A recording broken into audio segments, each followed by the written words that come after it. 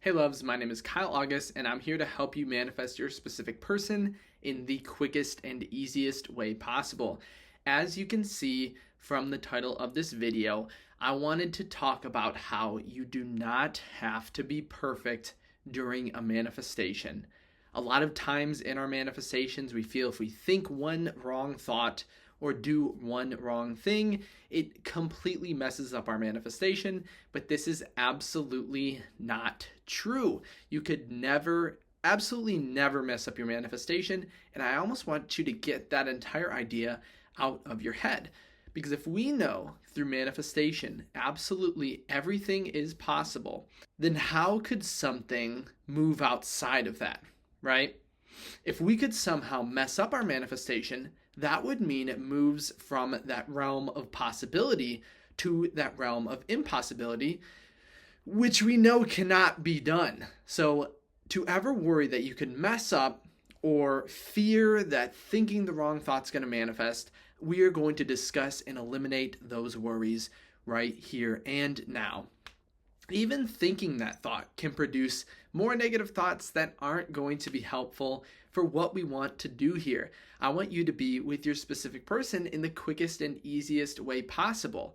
If you are constantly thinking that you are messing up, that might be something that kind of alters us from living in the end, right? You can't feel as if you already have something if you're worried about messing up. The same thing goes with visualizations. The more we begin to worry or try to force the visualization or the mental image, the more fleeting we will see it becomes. But I wanted to discuss a metaphor about, it's going to be a funny metaphor, but it's just about boats and this idea that we feel like we have to have our trajectory pointed directly at our goal, right? So if it comes to our manifestation of our specific person, we imagine that we always need our mental focus, our mental desire, our mental images focusing directly where we want to be at. But think of how a boat travels, right? Let's say you have a compass, right? They aren't constantly moving the wheel to maintain the proper direction, right? They may notice, oh, we're a couple degrees off. Let's move a little bit to the left. And so they move that way. Again, I don't actually know a whole lot about boat travel, but it's just a good idea because you could also utilize anything else that has any sort of automatic trajectory system. So, but think of this boat. So it's going, it's in the general direction of where it needs to go.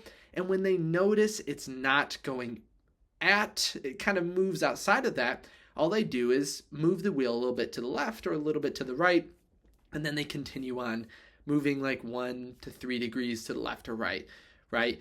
When you're very far away from your goal, you could basically, there is a huge area that's pointing directly at your manifestation, your goal, your outcome, your destination. So if you're going, there's a huge wide range of thoughts you could have, of feelings you could have, and all of them are leading you directly to your manifestation and directly to your goal.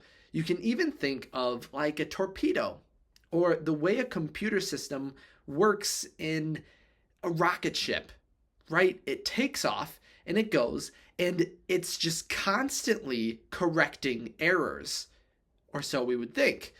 Well, I mean, it is correcting errors, but they're not technically errors to that computer system. So let's say we take a rocket ship who's pointing towards the moon, right? It's going to go, it's going to detect that it may goes off, and it's just going to push it right back to its trajectory, to its destination. And that's what we want to do when it comes to our manifestation. But think about how we would view that rocket ship or the boat example or the freighter. That's kind of the image I had in my mind. So think of more of like a freighter. I guess a boat would be good, but a freighter is like you don't really change the trajectory that often. But think about how we treat that, but then also how we think of those same exact errors when it comes to our manifestation.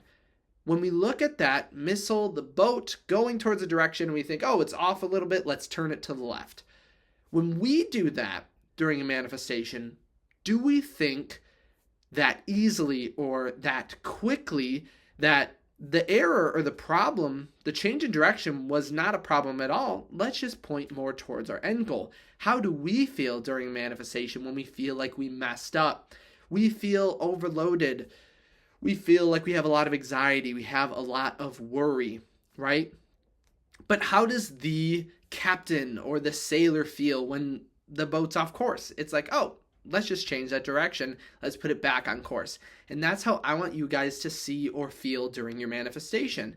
Because focusing or moving, again, think of if you are in North America, you wanted to cruise over to Europe.